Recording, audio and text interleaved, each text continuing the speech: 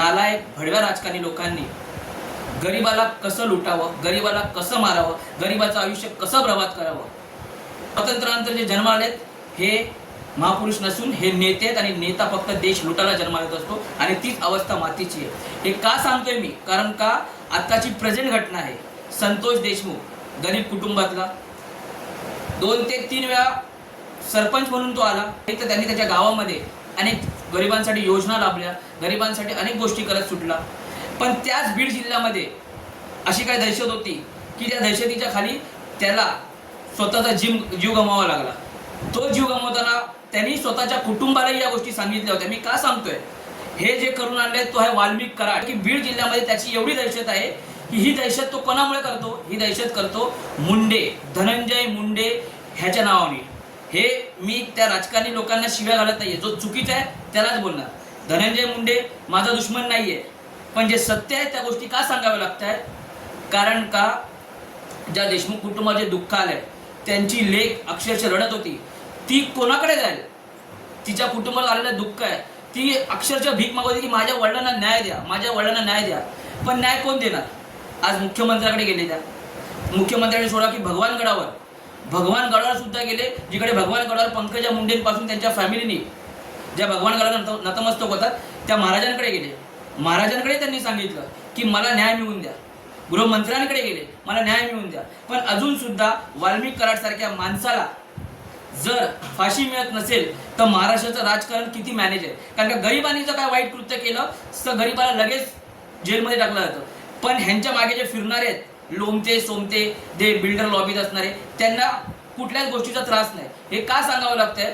जो मुंडे फॅमिलीच्या घरात घरगाडी म्हणून होता, तो आज घरगाडी नव्हता, करोडाची प्रॉपर्टी कमवून बसला.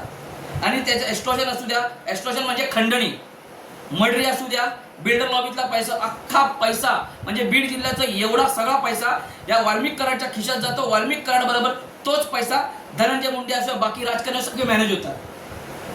मला वाल्मिक कराडमध्ये दुश्मन नाही, पण त्यांनी केलेलं सिद्ध का होतंय? ज्या बिचाऱ्या देशमुखला मारलं गेलं, त्या देशमुखाची अवस्था जर तुम्ही पाहिली असेल की तो कशासाठी गेला होता? एका खालच्या जातीचा व्यक्ती होता.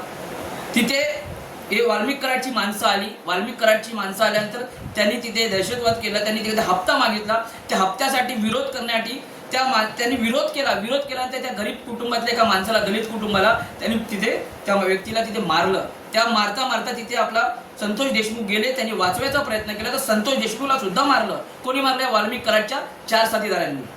तो राग त्यांनी तसाच डोक्यात ठेवला आणि दुसऱ्या दिवशी उचललं गेलं. रस्त्यात त्याची धिंड काढत होते.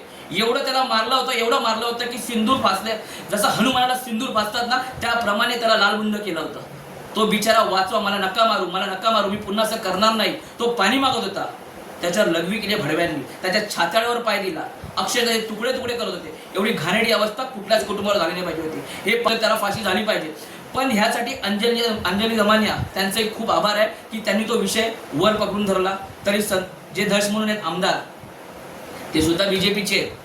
पण त्यांनी आज खरोखर त्या कुटुंबाला कुठे ना कुठे त्या कुटुंबाला न्याय मिळावा. बीजेपीचा आमदार असून सुद्धा पण जर त्यांनी न्यायासाठी गृहमंत्र्यांकडे याचिका टाकली असेल तर त्या याचिकेवर उत्तर काय? का मी सांगतोय? सगळे आमदार मॅनेज, सगळे मंत्री मॅनेज. अरे मग महाराष्ट्र जनतेने जायचं कुठे? मला जनतेला सांगायचंय, पोलीस असो नेत्यांच्या खिशात, वकील असो नेत्यांच्या खिशात, गरिबाला न्याय नाही. आज गृहमंत्र्यांकडे ती मुलगी भीक मागते आपल्या बापाला न्याय भेटला पाहिजे म्हणून. तो न्याय का नाही देत?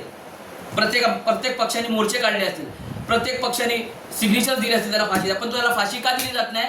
कारण का धनंजय मुंडे महाराष्ट्रामध्ये मंत्रिपदावर आहे म्हणून, त्याच्या मागे राजकारणी लोक आहेत म्हणून.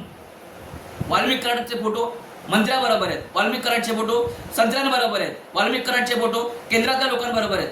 म्हणजे तुम्ही माणसं बघून मॅनेज करता का? देशमुख कुटुंबावर झालेलं दुःख जे आहे ना, ह्या दुःखाचं निवारण झालं पाहिजे. त्याला त्याचा अधिकार मिळाला पाहिजे.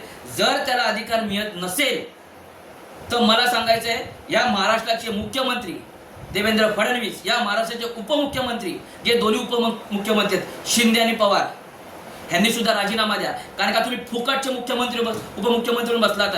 कारण का तुम्हाला लागणारा जो पैसा आहे ना, तो जनतेचा आहे. टॅक्स आम्ही भरतो आणि त्याच्यावर तुम्हाला प्रोटेक्शन मिळतंय.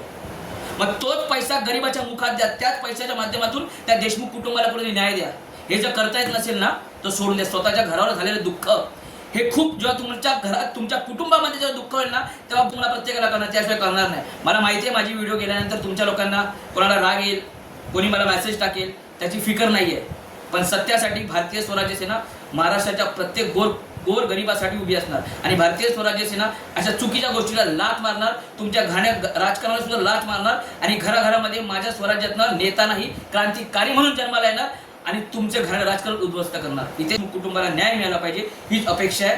गृहमंत्र्यांना हात जोडून अपेक्षा आहे. जय हिंद, जय शिवराय.